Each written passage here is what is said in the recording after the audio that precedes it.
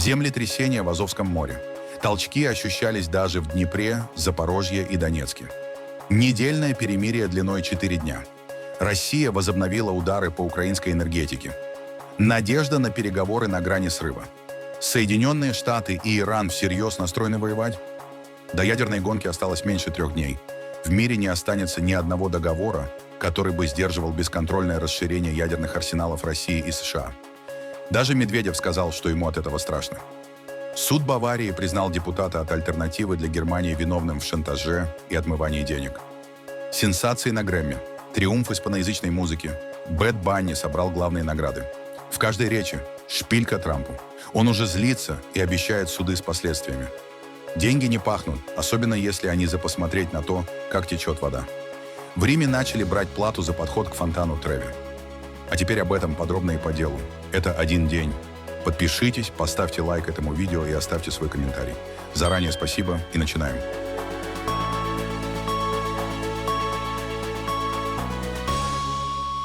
В Азовском море 2 февраля произошло землетрясение магнитудой 4,8.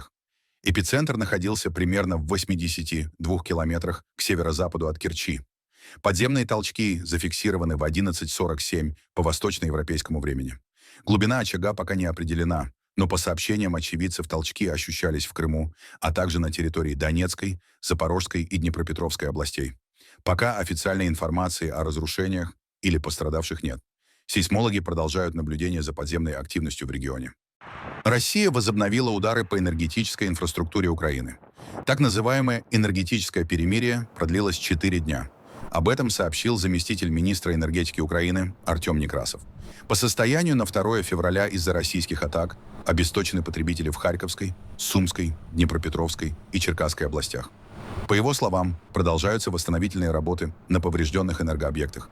Принимаются меры для поддержания стабильной работы энергосистемы.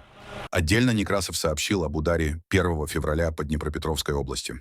Российские дроны поразили служебный автобус энергетического предприятия вблизи шахты Терновская в Павлоградском районе. Погибли 16 работников шахты, еще 14 человек получили ранения. Из-за сложной ситуации в энергосистеме в ряде регионов применяются аварийные отключения электроэнергии. После стабилизации, как отмечают в Минэнерго, планируется возвращение к прогнозируемым почасовым графикам. Кроме того, более 160 населенных пунктов в Одесской, Николаевской и Кировоградской областях остаются без электроснабжения из-за неблагоприятных погодных условий. Пресс-секретарь Путина Дмитрий Песков подтвердил перенос переговоров между Украиной и Россией в Абу-Даби на 4 и 5 февраля. Об этом ранее заявлял президент Украины Владимир Зеленский. Как поясняют и в Киеве, и в Москве, сначала планировалось провести второй раунд в воскресенье 1 февраля, однако потребовалась дополнительная стыковка графиков 3 сторон. Второй раунд работы группы по вопросам безопасности был запланирован на минувшее воскресенье, но потребовалась дополнительная стыковка графиков трех сторон. Вот. И сейчас, среда-четверг, действительно, вот этот второй раунд состоится. Он состоится в Абу-Даби, это мы можем подтвердить. Вы слышали оценки в целом концептуальные с двух сторон, и от Дмитриева, и от Вудкова, о том, что это были достаточно позитивные конструктивные разговоры. Вот. Но в целом вы знаете, что Дмитриев ведет работу как раз вот этой рабочей группы по экономическому взаимодействию. Вот, собственно, в основном эти вопросы и находятся в сфере ведения коллеги Дмитриева. Это сложный разновекторный процесс. По каким-то вопросам, безусловно, мы приблизились, потому что имели место обсуждения, разговора, и по каким-то вопросам легче находить точки соприкосновения. Есть вопросы, где сложнее находить точки соприкосновения. Там еще сближение констатировать нельзя, к сожалению. Поэтому вопрос – это очень сложный процесс. Иран рассматривает условия для скорого возобновления переговоров с Соединенными Штатами по ядерной программе. Об этом заявил официальный представитель МИД Ирана Исмаил Багаи. По его словам, стороны уже обменялись позициями, и Тегеран сейчас уточняет параметры возможного дипломатического процесса, который, как ожидается, может дать результат в ближайшие дни. Стороны озвучили свои позиции. На данном этапе мы рассматриваем и принимаем решения по деталям любого дипломатического процесса, который, как мы надеемся, в ближайшие дни приведет к результату. В обмен на меры по укреплению доверия и устранению надуманных поводов, связанных с обеспокоенностью иранской ядерной программой, наше требование, безусловно, заключается в снятии несправедливых санкций, которые были введены против иранского народа в последние годы. Вопрос, с которым мы сейчас имеем дело, также включает угрозы, и, безусловно, в любых переговорах, в любом дипломатическом процессе все эти аспекты должны рассматриваться в комплексе. Этот шаг Европейского Союза был не только оскорблением для иранского народа, но и стал следствием стратегического просчета ЕС. К сожалению, Европейский Союз забыл, что те, кого он оскорбляет, называя террористами, это именно те, кто обеспечивает безопасность и стабильность в регионе Персидского залива. Заявление прозвучало на фоне сохраняющейся напряженности в регионе. После жестокого подавления режимом аятолл народных протестов в прошлом месяце США усилили военно-морское присутствие вблизи Ирана. Президент Дональд Трамп ранее допускал возможность вмешательства, но затем сосредоточился на требованиях к Ирану по ядерным уступкам. Тем временем высокопоставленный иранский чиновник по вопросам безопасности Али Лариджани сообщил, что подготовка к переговорам уже ведется. Мир вступает в период бездействующих механизмов контроля над стратегическим ядерным оружием.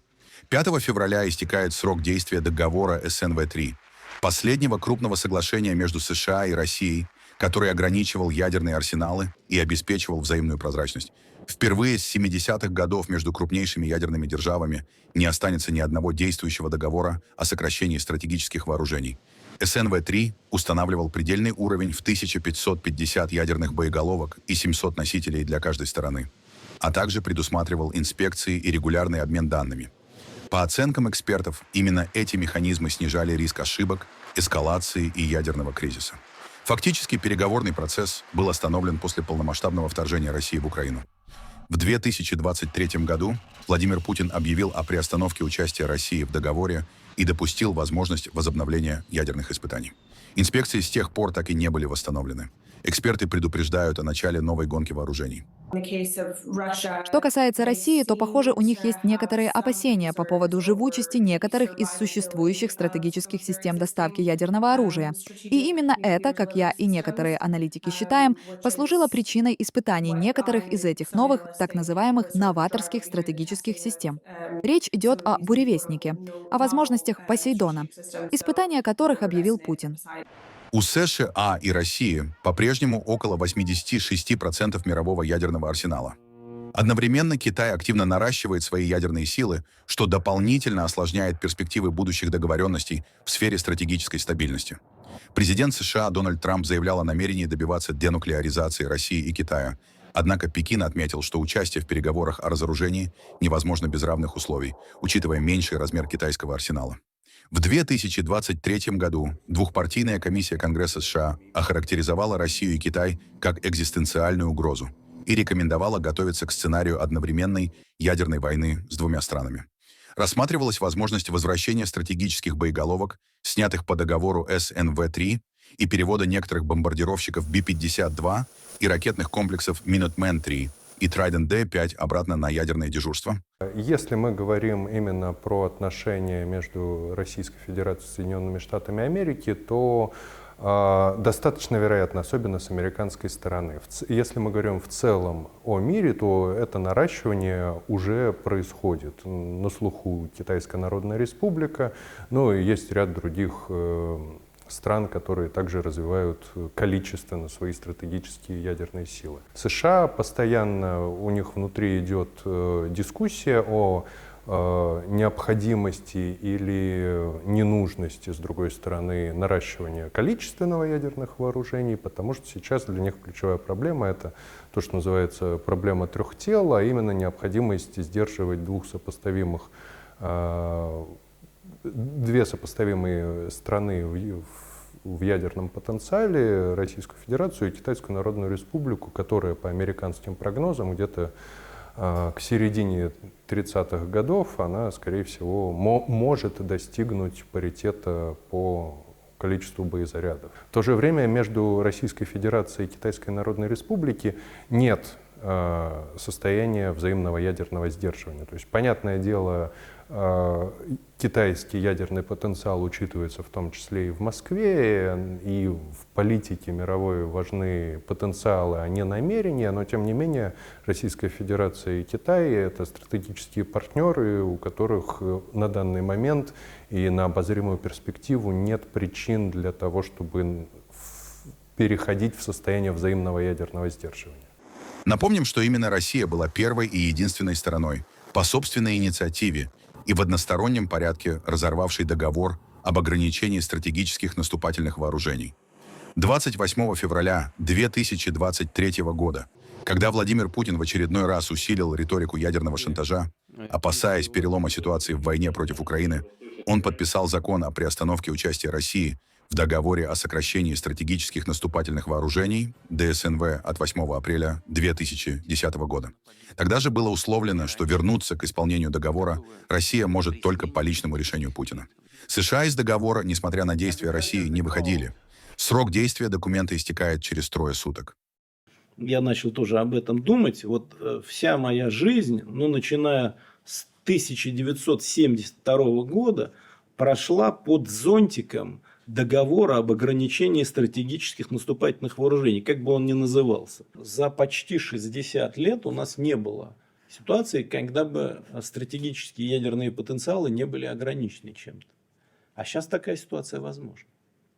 Я не хочу сказать, что это сразу означает катастрофу и начнется ядерная война, но это все-таки должно всех настораживать. И вот эти самые часики, которые тикают, они в этом случае, очевидно, должны опять же ускориться, потому что понятно, что вот эти потенциалы, количество боеголовок, развернутых носителей, это лишь способ контролировать ситуацию, но не решить проблему в целом. Но все-таки это способ верификации намерений друг друга. Если хотите, в чем-то, даже при всех издержках, это все-таки элемент доверия. Когда такой договор есть, значит есть доверие. А когда его нет, значит доверие исчерпано. И на самом деле, вот то, что мы сейчас в такую ситуацию попадаем, это свидетельство кризиса международных отношений. Это абсолютно очевидно. Но в целом ситуация очень опасная, поскольку вы, наверное, следите за тем, как передвигаются стрелки вот этих часов на известном циферблате. Они же в обратную сторону не пошли, они за все время идут только вперед и вперед. Понимаете, как бы снижается болевой порог. Вот когда раньше, я даже помню период своего детства, юности, крупные ведущие страны, Советский Союз, Соединенные Штаты, натовские страны, Варшавский договор, заговаривали о возможности ядерного столкновения, это производило шок. Особенно, наверное, с Карибского кризиса. Это не должно быть, потому что не должно быть никогда. И это была максима, которой придерживались все политики. Неважно, какой ориентации, социалистической или, так сказать, либеральной, западной. Вот. Но это такой был как отче наш, как принято говорить в политике. А сейчас, когда мы говорили, особенно это было, наверное, в период, когда была прежняя администрация американская, что все это может привести к тому, что в какой-то момент все пойдет по неконтролируемому сценарию. Одно будет цепляться за другое. Один удар – ответ. Другой удар – ответ. А потом уже все это получит такое продолжение, когда ответ будет носить глобальный и абсолютно разрушительный для всех характер. Депутат Баварского Ландтага от «Альтернативы для Германии» Даниэль Халемба признан судом Вюрцбурга виновным в отмывании денег и вымогательстве. Его приговорили к штрафу в размере 160 дневных ставок по 190 евро, то есть 30 400 евро. По обвинениям в разжигании национальной ненависти и угрозах адвокату депутат был оправдан. Суд признал подсудимого виновным в 3 эпизодах небрежного отмывания денег, а также в совершенном вымогательстве, и назначил общую денежную санкцию в размере 160 дневных ставок по 190 евро каждая. Применялось уголовное право для взрослых. По обвинениям в разжигании национальной ненависти и попытке вымогательства в отношении адвоката из Вюрцбурга депутат Ландтага был оправдан. Приговор еще не вступил в силу. Халемба намерен подавать апелляцию. Прокуратура утверждала, что в июле 2022 года на дне рождения Халембы прозвучала песня неонацистской группы, а также, что он участвовал в переводе крупной суммы за границу и запугивании свидетеля. Сегодня в суде было не правосудие, а кривосудие. Если еще кому-то нужны доказательства, что правосудие политически замотивировано, мы увидели их сегодня. Одни только несвязные политические рассуждения судьи, большинство из которых были неверными, показывают, о чем на самом деле идет речь в этом деле. Речь здесь не шла о нейтральной оценке предъявленных обвинений. Мы будем подавать апелляцию. На этом дело не закончится. Я уверен, что в итоге будет оправдательный приговор. Халемба представляет крайне правое крыло АФД. После избрания в Лантаг в 2023 году он был задержан, но потом его отпустили, и он продолжает работу в парламенте. На местных выборах в Баварии партия «Альтернатива для Германии» набрала 14,6% голосов, став крупнейшей оппозиционной силой в баварском Лантаге. Бэд Банни вошел в историю Грэмми. Его альбом «Debiti Rar Mas Fotos» получил главную награду – альбом года. Впервые в истории пластинка на испанском языке. 31-летний артист из Пуэрто-Рико обошел Кендрика Ламара и Леди Гагу и забрал сразу 5 статуэток.